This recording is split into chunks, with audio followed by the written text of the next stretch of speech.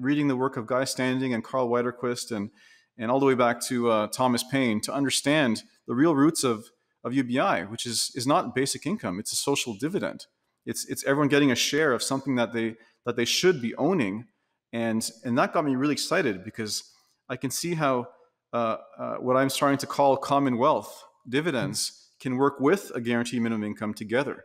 Where as Martin Luther King, who was for a guaranteed minimum income, he encouraged his followers that we need to do more than just give money to people who need it. We should question the economic system that creates need in the first place.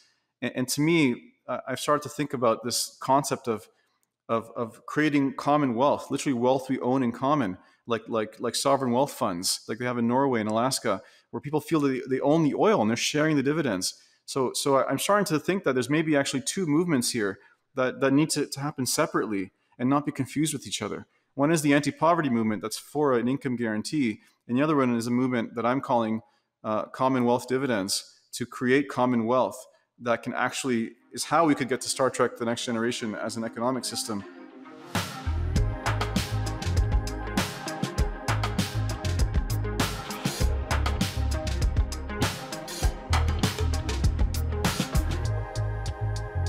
Welcome to Yang Speaks, the Andrew Yang of Canada, my good friend, humanist, visionary, co-founder of UBI Works, Floyd Marinescu. How are you, Floyd? I'm great. It's so great to be here with you. It's such a pleasure. And I really, it's awesome. You've done so much work and you've been a big inspiration for me, Andrew. Well, thank you, Floyd. You inspired me too. You and I met back when I was running for president. And you were one of the folks that got behind the campaign early on. You ran a conference and you actually had me address the Conference of Techies in San Francisco, which was a delight and I'm sure generated some support. You personally donated to the campaign in the ways that you could. You corralled support. And meanwhile, you were actually taking matters into your own hands north of the border, where you said, you know what, they should have universal basic income. We should have universal basic income in Canada. and so, yeah. So you and I have been friends for years. First, how the heck did you find out about universal basic income? Because it predated me. Yeah, I remember Elon Musk, I think, first said the word and like, what's that? And I was busy running my software developer education company for the last 15 years. And when I heard about it, I'm like, oh my God, I mean, we can have a capitalism and have no poverty. We can have a system that works for everyone. It's so simple. And I thought about the impact it would have had on my family growing up, where money was a huge source of tension, often even violence. And like, it would have made a huge, huge difference. So I'm like, as soon as I heard this idea and I started looking into it, it captivated my imagination. I spent a couple of years just learning about it like a hobby. And and then when you were, I think I was running my software developer conference, QCon in New York in June 2018. And I heard you were speaking and like, I have to go see this guy. And I kind of, wiggled my way into your campaign headquarters and got to know you guys better. And that was awesome. So that was 2018. You and I have been friends for a few years. When did you first hear Elon Musk talk about it? Oh, it must have been 2016, I think. Yeah. Or maybe it wasn't him. I think it was him. But I just kept reading about it and trying to bring understanding like what are the economics around it and trying to figure out like why don't we already have it? And so in Canada, it was amazing because we had the most world-leading, most important basic income trial ever in like dozens of years happening in Ontario, which is my home province or state for those in America. And it suddenly got canceled in, I believe it was 2019 in the summer. And I was so mad that, no, I was 2018 also, sorry, 2018 July. I just started a sabbatical from work. First time in my whole life, I was going to not work for a few months. I was like looking forward to relax, and suddenly got canceled. And I was so mad that I just like, I got to do something. So I corralled 100 CEOs, me and a friend, like went through a Rolodex of every business owner we knew to sign a letter to ask the premier of the province to not cancel the pilot. So that was kind of the beginning of my activation as an activist. And so that was kind of where it started. So you referenced growing up in Canada and struggling with money, or your family struggles with money. Can you talk a little bit about your background? Yeah, well, kind of typical immigrants, came here with nothing from a former communist country. Father's pretty right-wing, like saw like how bad, the totalitarianism can get, came here, tried to make a life for himself. And, but growing up, we all had a lot of the tensions from back home. Like money was scarce, and often was a cause of a lot of tension and anger. Growing up around that, it was just really, really difficult for everyone. And in my life also, I mean, if we had a basic income at the time, it would have been very different. I think things would have been much better between my parents, would have been much better for everyone. And even I might have made a different career choice. Maybe I would not have gone into computer science. Maybe I would have gone to something else. Like money really motivates decisions. And at the end of the day, it comes down to long-term income security and the world that we can have. If everyone has long-term income security, the better plans they can make, the more freedom they can have to do what's best for them. So you grew up in Canada, and you went to school in Canada and studied computer science. Is that right? How did you go about starting your business? Yeah, I went to University of Waterloo for computer science. Honestly, again, mainly because of money. Like my probably first career choice would have been psychology. Third might have been massage therapist. But I went to computer science because Waterloo, because they had a co-op program, and I knew I could make money quicker and not have to rely on my parents. And which I ended up getting a co-op internship in Silicon Valley in '97, and was out and about networking, trying to make the most of being there. And just met a guy who hired me to build a news website for software engineers, and as a student, and I did, and I was like running that like a business within his business, and that turned out to be quite a success for the Java programmer community. I was sort of a mini celebrity. I was like 22 years old, keynoting around the world, talking about trends in Java. No one thought I was that young because I was writing all the news on this website. This is before blogs existed, kind of like the first blog for tech. And and then a few years later, I didn't like the new owners. And they're just all about dollars and cents. They weren't about the community, didn't really understand the audience. So I quit and started the competition to my original site. And that's infoq.com now. And we went international from day one. We had translations in China, we had in Portuguese and multiple languages. Then we started doing events in New York, San Francisco, London, like Beijing, Shanghai, Sao Paulo. So I was all over the world doing these tech conferences for software engineers and running this news website. So I have a media background, and that was how I got started. It sounds like in 2018, you gathered together these 100 business leaders, and they said, please continue this basic income trial. That kicked off your political activism in Canada. Is that right? And what has developed since then? Because I know you've been very busy.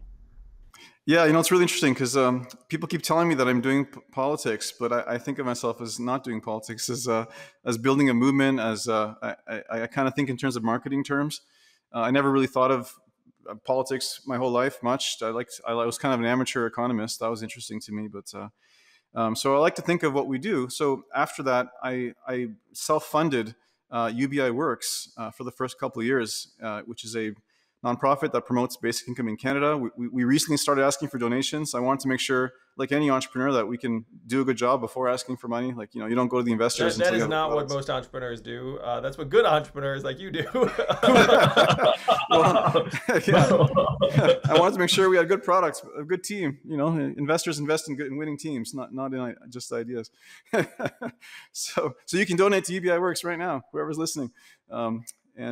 So I think of UBI Works as like a marketing agency for an idea. And I focused on Canada because there's a lot of people in the US like yourself.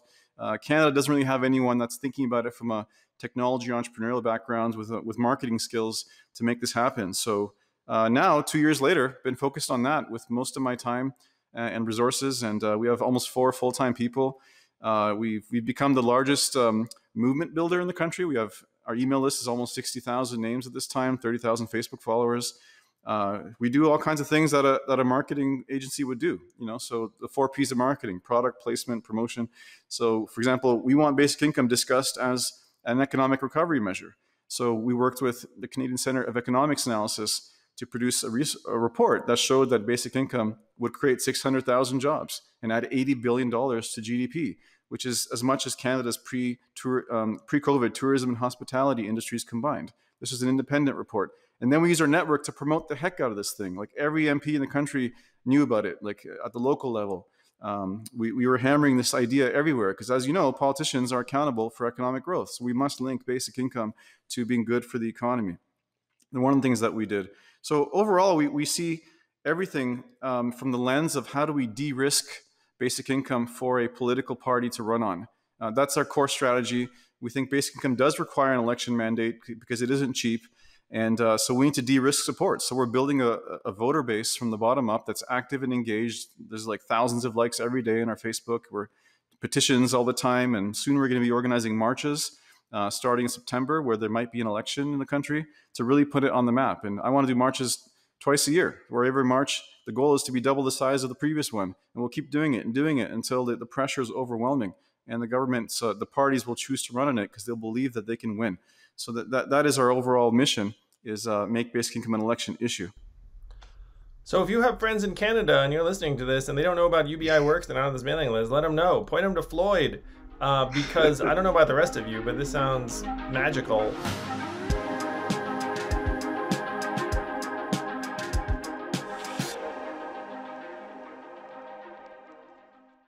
One of the rules of thumb I have is that Canada is approximately 10% the size of the United States of America.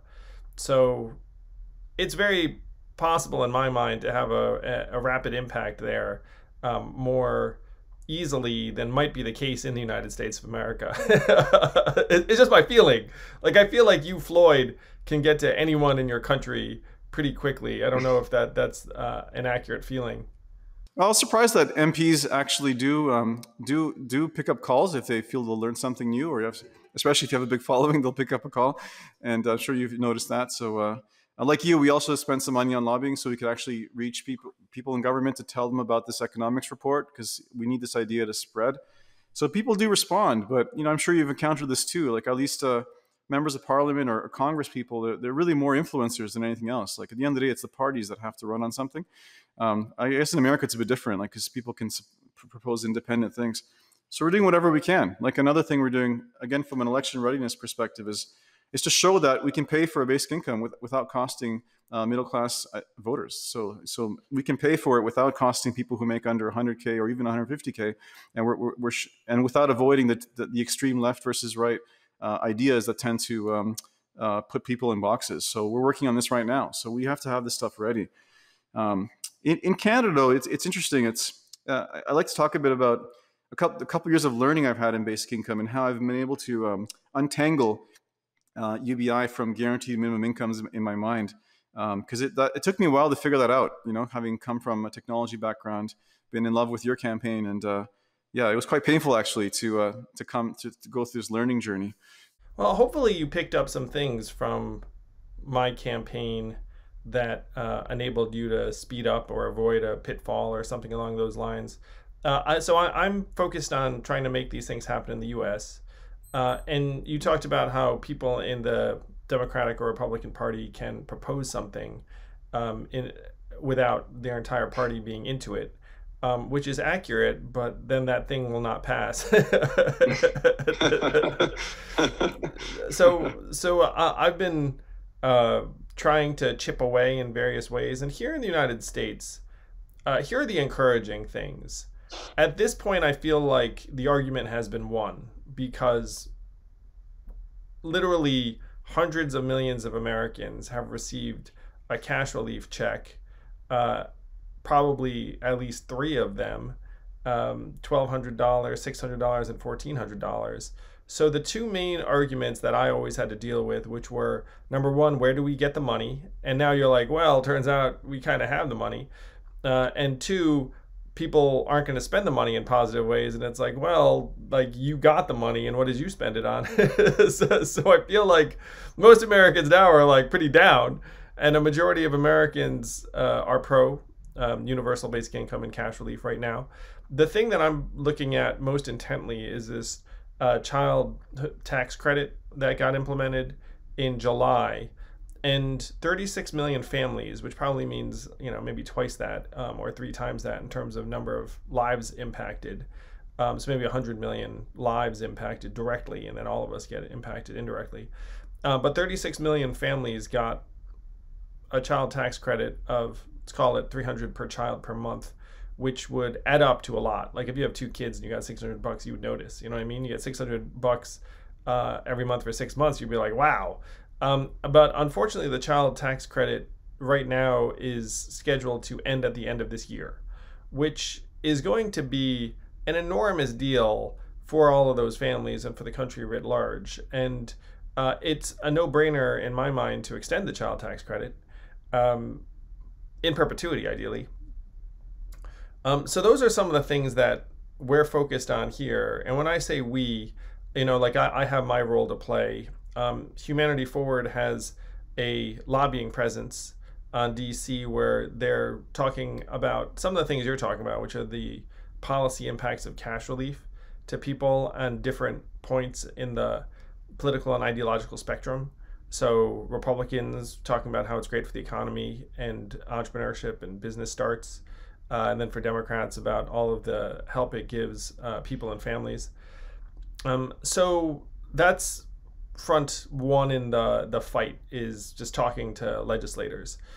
So right now, what does that look like on your end in Canada? Is there a lobbying effort? And it's very advanced to have a lobbying effort, so it wouldn't surprise me if you're just now starting to examine that. So Canada already has a child benefits. We've had it for several years, and it's permanent, and it's a graduated system. So the less you have, the more you make. But it tapers off all the way up to families of $150,000 in income. And interestingly, it used to be more like a UBI when it was previously created by a conservative government. It was only a few $100 a month per family, even for those who didn't need it. And then when the Liberal government got elected ways back, they converted it into a graduated format where if you are in poverty and you have kids, you can get up to $600 per child per month, and that tapers down. And interestingly, that it did grow the economy. It did make a big impact. In fact, I remember hearing the governor of the Bank of Canada showing off in a podcast in a couple of years afterwards that it was implemented, that the reason why Canada led the G7 in economic growth, I think it was in 2017, he said is because of the Canada Child Benefit. Like literally said, is because of that. And also recently, Canada is one of the few countries where the Gini coefficient, the measures of inequality, have been actually improving. And people who've studied it say that the overwhelming reason, there's many reasons, but the main reason is the Canada Child Benefit. So it really works for both helping people and growing the economy. And so one of the first things we did actually was to fund some research into it that showed, an independent researcher, the Canadian Centre of Economics Analysis, show that every dollar invested in the CCB creates $2 of GDP, or rather contributes $2 of GDP, some economists speak, which is really exciting. So it works. It's good for everyone. So you all already have that, which I think a lot of Americans knew, but now hearing it, you're like, wow. Even I was like, I knew that, but I'm like, wow. Like Canada's ahead of the U.S. in many respects. So because you already have that, then you can jump to more robust forms of basic income. Yeah, let's talk about that. So I have this theory, because I've been doing this for 2 years, talking to MPs. We did some lobbying, but again, because it's a party system, I'm starting to think that there's limited success. Because basic income requires an election mandate, that's my presumption. I don't think any government could do it without an election mandate, because it is a dramatic change in tax policy. It's not something you just do, even in a crisis, apparently, because look, we just had one. They did something like basic income, but it was temporary, and we can get into that. But it needs an election. So at the end of the day, it's really the parties. They have to believe they can win. And Canada, like the US, there's majority support. There's 2/3 support for basic income, but only 1/3 support of people who said they'd pay for it. So I think that's true everywhere. That's why we've been focusing on narratives and talking points to link basic income to middle-class prosperity, because it's middle-class voters whose minds you have to change. And in fact, we've been working on funding plans to show that they won't even have to pay for it. We can pay for basic income through taxes on the financial sector, taxes on passive wealth accumulation that won't even hurt economic investment. So that's been a focus of ours very recently. So we can show that we can have this while actually making the economy better, definancializing it a little bit, putting more money in the real economy, which again would add $80 billion to GDP. But back to your original question, yes, Canada is further ahead. There are a lot of members of parliament that are for it. And they're all for a guaranteed minimum income. They want the most incremental change to reduce poverty. And I felt like an alien sometimes talking to them about a UBI, which is a much more expensive program on the headline, when they just want to do the smallest thing possible to reduce poverty by 50% or more, and it would cost 4 times less. And like the only thing I could tell them about UBI is that, well, if you do this, it'll push the net payers above the middle class into higher deciles. And I kind of felt weird. And after a while, I started to kind of shift my views on the whole, income testing versus UBI. And it took me to a different place. The experts in the industry say it's not means testing, it's income testing. It's a simple income test on a tax return. It's not like means testing like welfare, and it's cheaper. So, you could have a 50% reduction in poverty if Canada implements a guaranteed minimum income, like what was tried in Ontario during the canceled pilot, of $17,000 a year. So a higher benefit amount. And it would cost 8 times less than if you gave everyone $1,000 a month in terms of the gross costs. So, heresy, I say, Floyd. No, I'm kidding. People ask me all the time, hey, what about a negative income tax? Which is an idea where essentially if you make below a certain amount, they true you up to that amount. And I hear that and I say, I would love a negative income tax. Like, that would be great.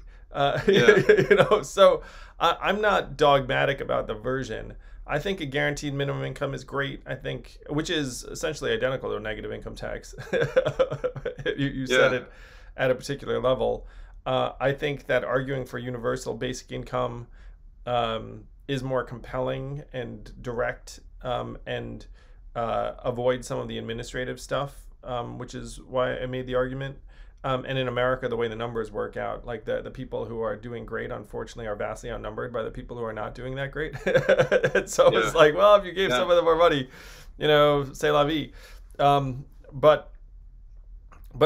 So it sounds like policymakers are more wedded to poverty reduction plans, and so you've shifted in that direction in Canada. Is that right? The OGs in the movement, as I like to call them, the original gangsters who have been doing this for like decades, they're all retired former civil service workers, retired senators, people who were in government, and they understand the realities of government politics. And so they want to reduce poverty, improve the social welfare system with something that's not means tested and has more dignity. So they just want to not ruffle things too much, and I'll have the greatest impact on people. So I started to feel a bit awkward talking about technology and give everyone a share and this and that, and it led me to and actually along the way, it's interesting to mention, I guess, for the American audience too, like there is also a version of UBI that I'm sure would work in the US too, that a friend of mine is a tax lawyer, and a number of CFOs from high level companies I know are in favor of, is give everyone $2,000 a month and obliterate the tax code and obliterate all other income support programs. Like, make it really simple, like a 50% flat tax on top for every dollar over $2,000 a month, and that's it. You have the tax code becomes like one page, and you're done. And like, that sounds really cool and smart, but when do smart things actually work in politics? It's such a huge cost or change that it's hard to imagine someone running on that and winning.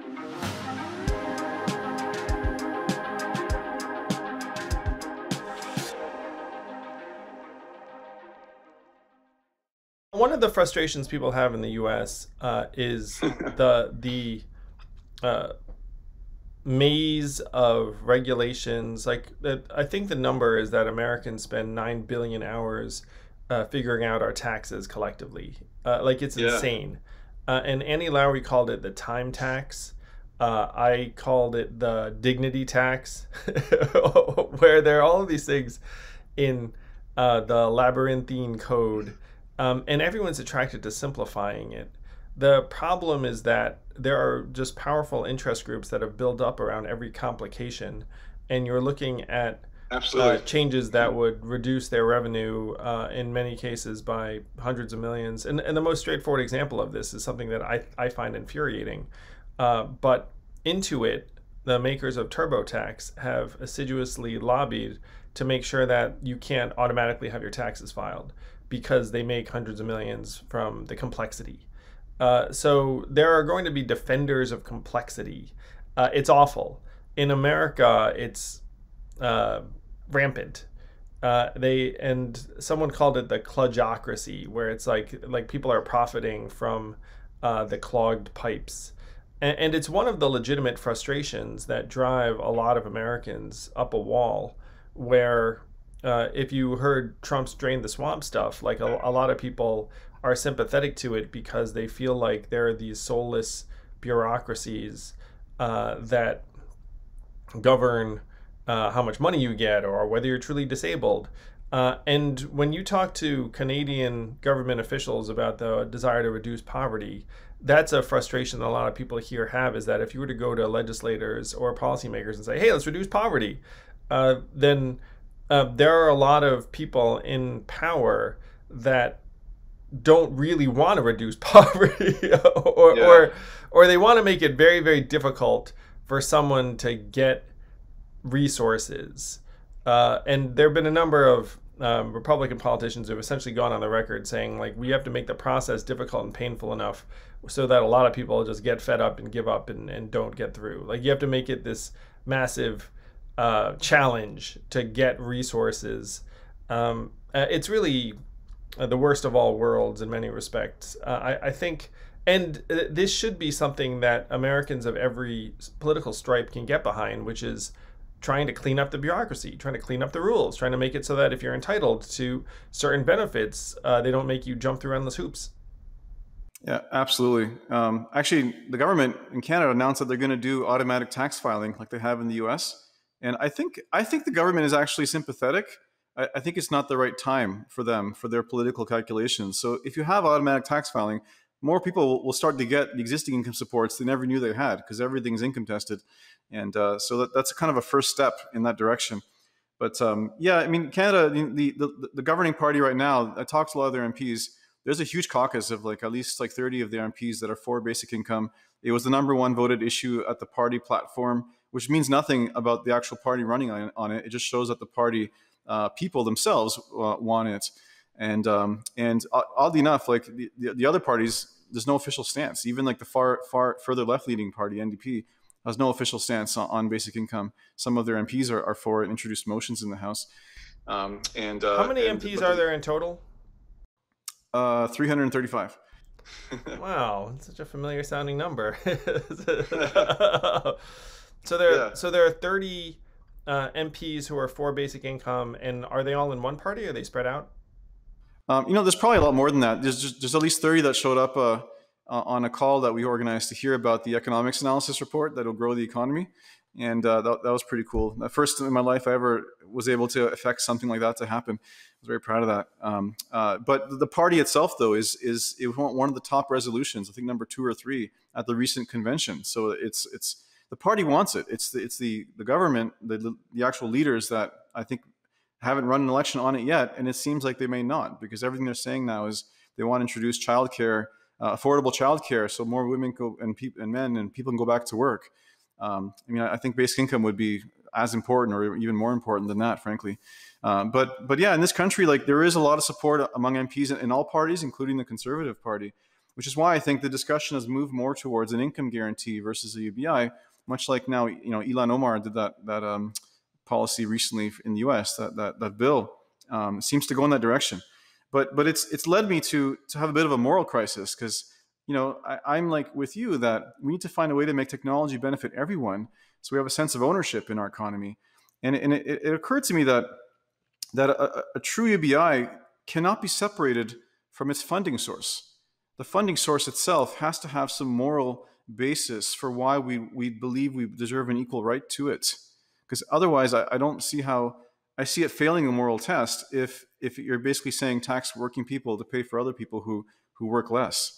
So that put me down a whole learning journey, reading the work of Guy Standing and Carl Wiederquist and all the way back to Thomas Paine to understand the real roots of UBI, which is not basic income. It's a social dividend. It's everyone getting a share of something that they should be owning, and that got me really excited because I can see how what I'm starting to call commonwealth dividends can work with a guaranteed minimum income together, where as Martin Luther King, who was for a guaranteed minimum income, he encouraged his followers that we need to do more than just give money to people who need it. We should question the economic system that creates need in the first place.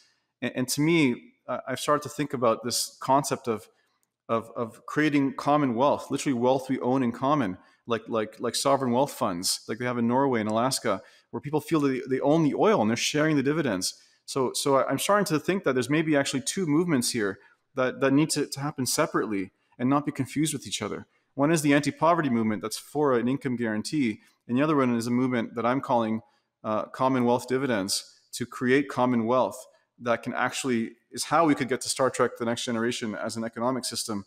And I have a lot more to say about that on the basis of some of the predictions of John Maynard Keynes, if you're interested. Well, so I'm attracted to anything that enables dividends for people based upon some massive common resource. So the common resources I've seen suggested most often are land, energy, carbon, data. And when I was running for president, or considering my run for president, I thought about each of them. And I wanted to start at the end, where I just cut straight to $1,000 a month for everyone. Because if I said, hey, you're going to get some tiny percentage of this carbon tax or something like that, and then someone's asking, oh, how much is that? And then you're like, well, it depends. Like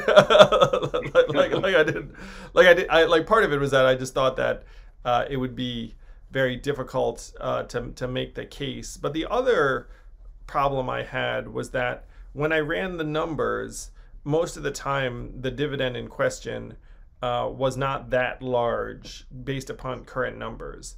And some of them could become quite large. It's one reason why I ended up landing on a value-added tax, was because I was confident, as you are, that eventually AI and technology are going to be doing much more of the work. Our current income tax system, certainly in the US, is going to miss that. Canada has a VAT, right? It has a value-added tax, which has been reduced. It became a bit of a political ping pong, which is unfortunate, because it is a tax favored by economists that actually is non-distortionary and can help the economy. So it's currently at 5%, which combined with the various provincial level of taxes puts Canada's overall consumption taxes at less than half of the European averages. Well, still, 5% is 5% higher than the US, and a 5% value-added tax in the US would be enormous. Like, my entire suggestion was 10%, and that would have been enough to fund just about anything you need, because our economy is so massive. Yeah, I absolutely agree with you that I think, given that you're running for office, you have to keep it simple. And in a sense, a VAT tax is a shortcut to achieve some of the benefits that actually taxing what is called economic rents, which we can get into, would achieve indirectly. So I think it's a simple policy would have had the biggest impact, which again, in my mind, is coming back to this whole thing that UBI is both trying to be an anti-poverty program, but also the origins of it is more of a social justice thing, about getting your share of something we own together. And those two things are actually not compatible. They are somewhat. If you had a share of what you should rightfully own, maybe there'd be no poverty. But it's a whole different narrative and entry point. And I'm not running for anything. So I've been thinking about building a movement around commonwealth and commonwealth dividends, which is where we can affect the bigger changes that society needs to achieve ecological and sustainability, less inequality. Because income guarantee will only go so far, as opposed to a fundamental fix that can actually save the planet and give us a sense of shared ownership and shared outcomes. And so when I think about this, I'm into it. So my question is, how do you define the commonwealth from which the dividends would flow? Because again, I tried to figure out what this could look like, and I came up short. Yeah. Do you mind if we take a bit of a roundabout way to get there? Yeah, sure thing. Okay. So we both talk about Star Trek. You talked about it. I thought that was so cool. You had that slide in your talk about Star Trek versus Mad Max. And yeah, which one are we heading towards right now? I think we all know. Unfortunately, for all of us. I think it's more like Star Trek versus Star Wars, because my read on technology is that it's not going to be no one having jobs. It's going to be what we have more of now, more low-income jobs and more poverty-level jobs. Because as a business owner, there's always going to be unlimited number of people I could hire if you can hire them for almost nothing. But there's this fundamental, almost like an injustice in that if people can't afford to live. So it's the future we're seeing from technology. What we're seeing is actually low-income work predominantly, polarization of outcomes. And that's the biggest threat to democracy, is losing the middle class, having polarization of wages and jobs, which has been happening for decades. And So I think all this, frankly, was foreseen by one of the world's greatest economists named John Maynard Keynes. And he wrote an essay in 1930. Actually, he spent 3 years noodling on it, tweaking every word. It was called Economic Possibilities for Our Grandchildren. We are Keynes's grandchildren. And this essay is incredible. It describes a beautiful world that is fundamentally how we get to a Star Trek world. And I've really unpacked this essay to figure out what he was saying and all the analysis of it. And I think it points to this idea of creating commonwealth. So let's describe this world, if you'll indulge me. He talked about a world where the economic problem has been solved. He defines the economic problem as a struggle for subsistence. Not great wealth, not like Saudi Arabia level wealth, but just like literally no one is struggling just to survive.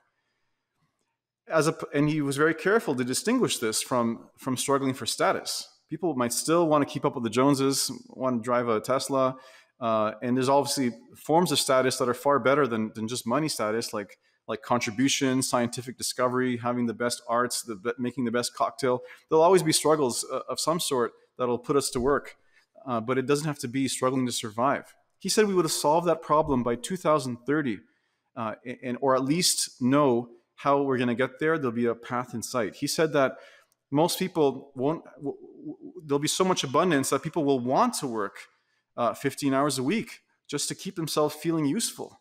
So the implication in that is that people won't have to work, although commentators have latched on to that number and said that Keynes predicted the 15-hour work week. No, he said that people would want to work. And in fact, that if they're not working on things to survive, they'd be working on things to help others. So for instance, it doesn't mean that in a world with a generous UBI, there'll be no more people working at Starbucks. Like, you might love being a barista because you love people and because it pays you better at post-UBI. You negotiated a better salary. You might love being a bartender because you love people and you get more money for every hour after 11 p.m. because that's kind of hazardous to be up so late all the time. You might want to work for Elon Musk because you believe in his mission to get us to Mars. Like, that's the world that he was describing, is people working out of a sense of purpose, not out of need. So, he talked a lot about this concept of enjoying life now, not living and sacrificing for a better future. So not like working your ass off now to retire later. No, effectively, we've built all this abundance. We're retired now, but we want to work because we have energy. That's what I'm doing. I did well in my business, and I'm working on UBI Works because this is what the world needs, and it brings me a lot of joy to work on these things. So he said that we would have solved this. So, I asked the listeners, if this was possible, wouldn't this be our responsibility to pursue this? If this is really possible, we should fight for this. This is far more than Yes. a guaranteed basic income. And by the way, this is the first time in public I'm ever speaking about these things. I've been very shy about it, but Andrew, I want to honor you because you've been such an inspiration to me. So I want to say these things in public and use this as the launch pad and tell you how we might get to Keynes's vision, because it's basic income is the beginning, and I think commonwealth is going to be part of the journey to get there overall. So the economic problem has been solved. A number of Nobel Prize winning economists have said his predictions for growth have happened. Actually, we even understated by an order of magnitude. So the amount of productivity growth Keynes said we would need to solve the problem has been happening.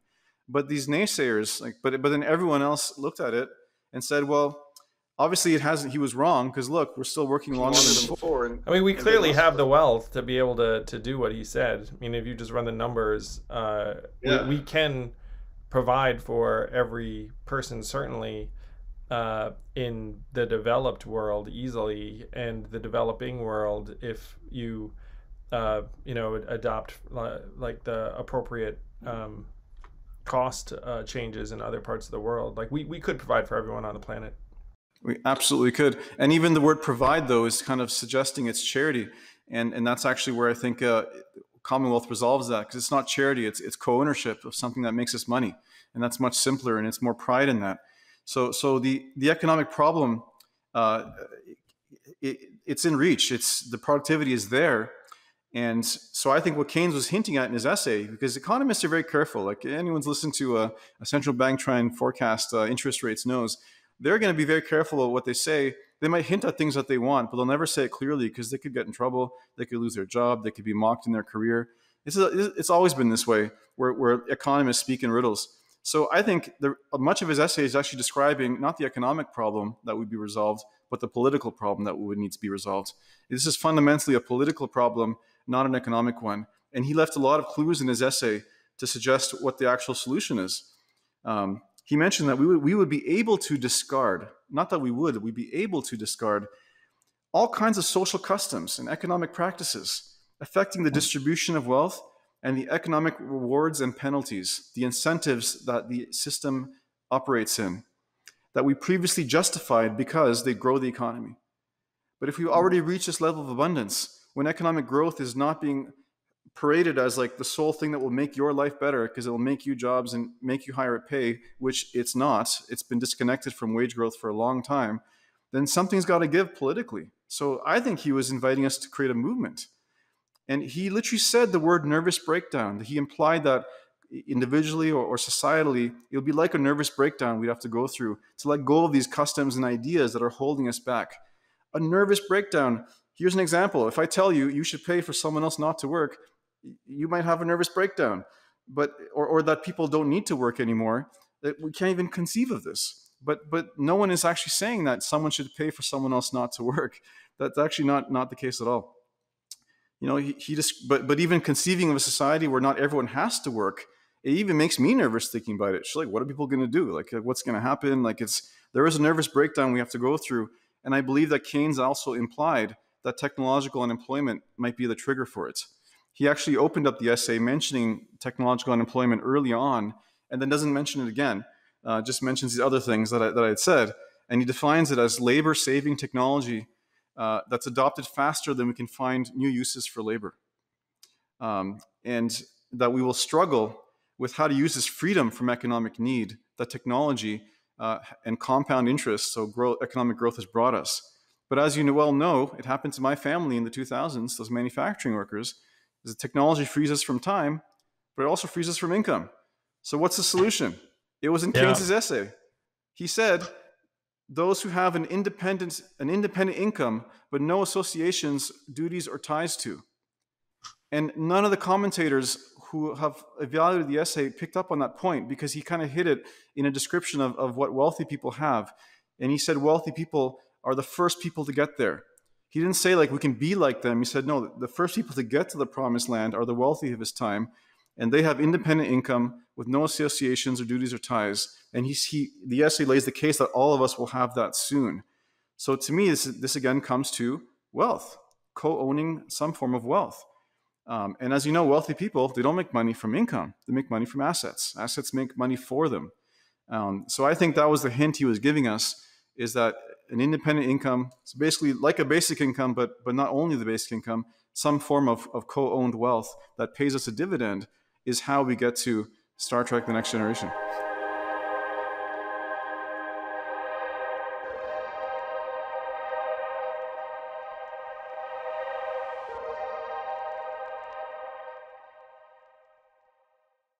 I love the vision. I struggled with what that looks like. Yeah. You know, I mean, I do think there are steps to be taken.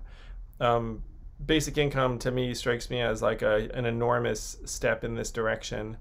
And right now, particularly in this era where you're seeing some flexibility, let's say, in terms of what governments can do insofar as if you have a global reserve currency, you know, you still can make big moves. So I think that the U.S. is in a very powerful position to be able to do this. And I'm curious what your examination of Keynes's essay leads you to think are the steps that you want to work on in Canada with UBI Works. If you look at Keynes, other parts of Keynes's life, things that he had said that would be, you know, probably obviously he had this vision. He was against something called rentier capitalism. He said at the very end of his theory of general everything, whatever, that we need to take the rentier aspect out of capitalism. Capitalism isn't the problem. It's economic rents are the problem. And economic rents is a form of profit that Joseph Stiglitz, another Nobel Prize winning economist, says is profit we make without working for it, without adding any value in return. There's a growing consciousness around rentier capitalism, which Guy Standing, the foremost world expert on basic income, talks a lot about. And Keynes, in his at the end of his general theory, he talked about the euthanasia of the rentier. He called it the functionless investor. The investor makes money and doesn't work for it. And that's a lot of commentators, a lot of experts are saying that it's actually this aspect of capitalism where we're extracting rents that mainly go to the top 1% or that is actually slowing down prosperity for everyone and is extractive as opposed to inclusive. So the plan is, and this is the beginning, it's the first time ever saying this in public, is to try and create a movement around citizen rent seeking. Let's create commonwealth that captures these rents into a commonwealth sovereign wealth fund of sorts that can invest this money in stocks and bonds and create wealth that everyone owns that can get a dividend from. And that's where I think that basic income won't get us to Keynes' vision, because it's seen as an anti-poverty program through the lens of efficiency, minimal tax increase, usual left versus right dichotomy. But commonwealth will get us there, much like it did in Alaska. So in Alaska, the excess profit from oil extraction is, by definition, economic rent. In Norway, they take out even more. Norway collects 80% of the profits from rent extraction and puts it into their sovereign wealth fund. And if they chose to pay people a dividend from that fund, everyone in Norway could get $10,000 a year right now, which is incredible. But they're using it to pay for public services instead, which I'd argue is a form of tax break for the wealthy. Because if they funded those public services through normal income taxes, the wealthier would be paying more. If they did what Alaska did instead and gave everyone a dividend, people would be more equal, more bottom-up prosperity. And as we know, Alaska has the most equal state in the U.S. So what people do with their income from their wealth or the oil dividend is no one else's business. No one goes into saying, hey, we're giving dividends to lazy people, because we own the oil together.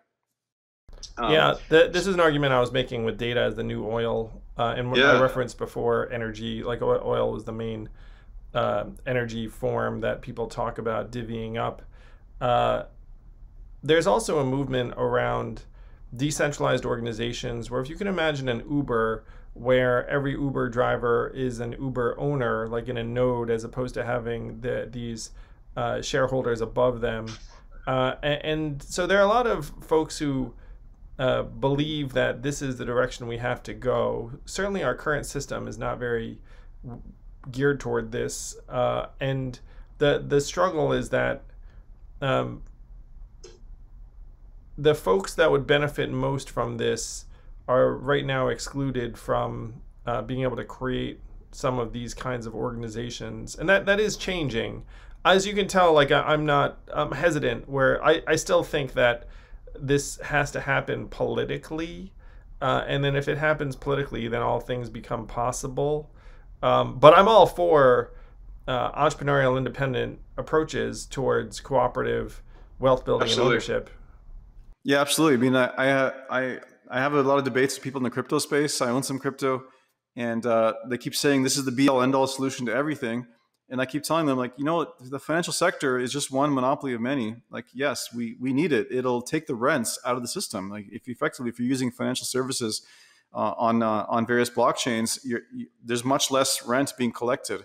Rent, by definition, is the excess profit above and beyond what's needed to produce those services that you're using. So you can have an account with less fees. You can transfer things with less intermediaries. It takes the middleman out. So any decentralized endeavor or private sector endeavor that removes more of this rent out of the system means that they're providing services, better services for lower cost. Because in an environment of perfect competition, there'd be no rent, because the competitors would bring prices down so low that the profits would just be what are required to provide you this good and service. And that's where capitalism wins. Capitalism wins as a way to incentivize, gazillions and gazillions of independent people to provide solutions to your problem for the lowest possible price. But capitalism fails when economic rents start being extracted because of monopoly power that's given by various authorities, or companies get so big that they can just start raising prices and extracting more rent. So these various examples of rent you Well, mentioned. certainly the rent seeking in America is sky high, where people talk about Yeah. it as if there are fair markets and competition, and in most of these markets there really has been monopoly or near monopoly implemented. Like anyone who thinks that Amazon versus the neighborhood retailer is like genuine competition, you know what I mean? Like Amazon's like, hey, worth $1 trillion. Don't even need to make money in any given period, and then you have like the local store being like, oh, I mean, it's so there's a lot of rent seeking, a lot of excesses in the American system, and people are still operating as if it was 1940s or 50s, where the market is functioning closer to what they imagine it. It's very dispiriting how behind reality most people are, the way they think about this. So two things: one, rent seeking, yes, and rent seeking is everywhere in the U.S. And if you were to get rid of it, then things would be very different and better. But they're like most of the ways that a lot of the wealthy individuals and institutions are making money are essentially rent seeking at this point. Like if you're like that's the entire franchise. So if you were to get rid of it, it would be extraordinarily disruptive. Not that I'm not saying that's necessarily the worst thing in the world. I'm just pointing out that that's the case. The second thing is that when you talk to your friends in the cryptocurrency space, I have friends, maybe not the same friends or as many friends, but yeah, they're all like, look, like stop messing around with this other stuff, like just like digital currencies, bing bang, the end, like give them out. We just like skip right to it, and I love that attitude and energy. And I would love to see it happen. And the blockchain is what will enable some of these decentralized organizations that I was referring to before. So I'm excited about the possibilities. Yeah, absolutely. I mean, I actually had to unfriend someone who was just badgering me after I did a Facebook post about rent seeking. He's like, dude, it's all about crypto, fiat, blah, blah, take down the government. I'm like, dude, do you understand that finance is not the only monopoly, right? Like, we can take out that monopoly, great. Maybe society will be better off, but it's not going to change the incentive to extract rent out of at the cost of environmental destruction or the cost of labor exploitation. There's tons of rent seeking that can still hurt beyond money creation. And there's a bigger picture here. Rent is much more than just like the banking system. Well, I love where you've gone, Floyd. You're a beautiful human being and a brilliant thinker. So if someone wants to help you further your vision in Canada, UBI Works is now taking donations. People can follow you on various social media, but what would you ask people to do? How did they stay involved and help you?